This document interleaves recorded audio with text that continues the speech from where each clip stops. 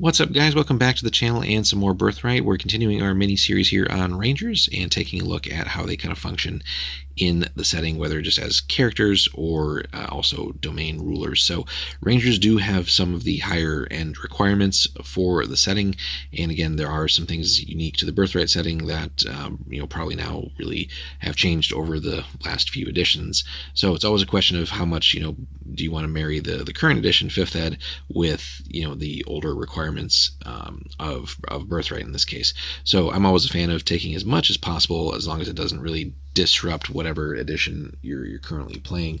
But there's so many unique and interesting things for these older settings. So again, if you're gonna cut all of that out just in favor of sort of streamlining things for, let's say, 5th, you're cutting out some of the interesting things a lot of the time. So overall, there's not too many drastic things here, but again, just keep in mind some of the ability requirements in case whatever edition you're playing has changed those for Rangers. You might focus more on this versus what your actual edition says, but then leave some other things alone. But again, that's up to the player, and players in the DM, and their whatever they're accomplishing for their campaign. So Rangers basically follow all the rules as outlined in the player's handbook. So again, there I'd say go with what you're currently playing for edition-wise. Rangers who are regents may begin play with 46 plus 10 bodyguards, again rolled on table 4. So again, we've covered that before when we looked at fighters and the other previous classes.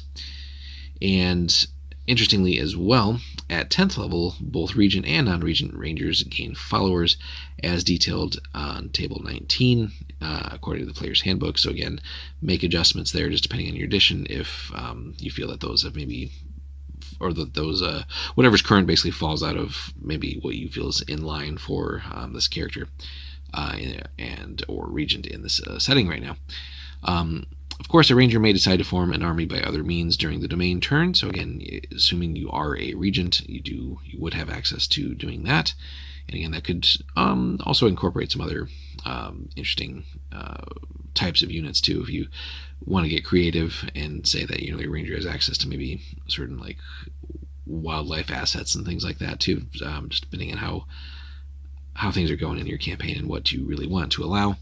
But there could be some interesting ideas there, some creative role-playing possibly.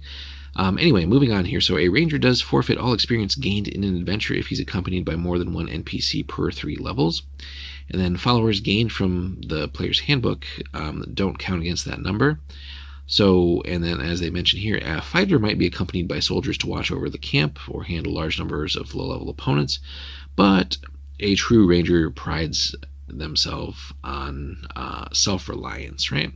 So NPCs affiliated with another member of a ranger's adventuring group don't count against that, fortunately. So if you're rest of your, let's say you're adventuring with fellow regents and they bring a bunch of NPCs as well, thankfully that's not going to count against you, because you'd basically just have to adventure alone to more likely than not avoid the XP penalty. So, but yeah, Rangers, again, there's not that many Ranger NPC sort of domain rulers that we saw when we looked at our tour of the Anwirian realms, but certainly when we eventually get to covering the other areas like Uric and so on, we'll see some of those, I think, creep up, and just focus on a little bit more of what like a ranger domain ruler might look like in this setting. So we've seen a lot of fighters, a lot of more combat oriented domain rulers, but certainly there's room for rangers, and again, certainly would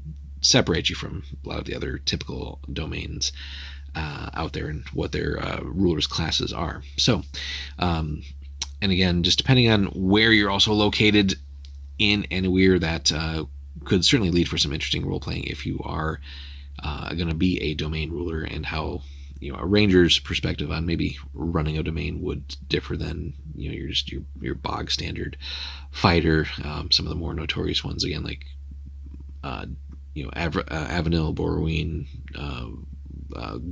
Gore, all their leaders, and again, then comparing and contrasting that with like again what a ranger might look like. So that'd be something interesting for like a Renway or some of these other realms that are more focused on protecting what precious little remains of nature in some of these areas of Anawir versus the more sort of industrial or developed domains. So some interesting possibilities there, but interesting challenges as well. And then, just as an adventurer, certainly lots of fertile ground there, and plenty of interesting options to explore. So let us in the comments, guys, let us know if you've run Rangers in any capacity, and how those have worked in your various campaigns, whether again just adventuring and any memorable moments there, whether again human, half elf, or elf.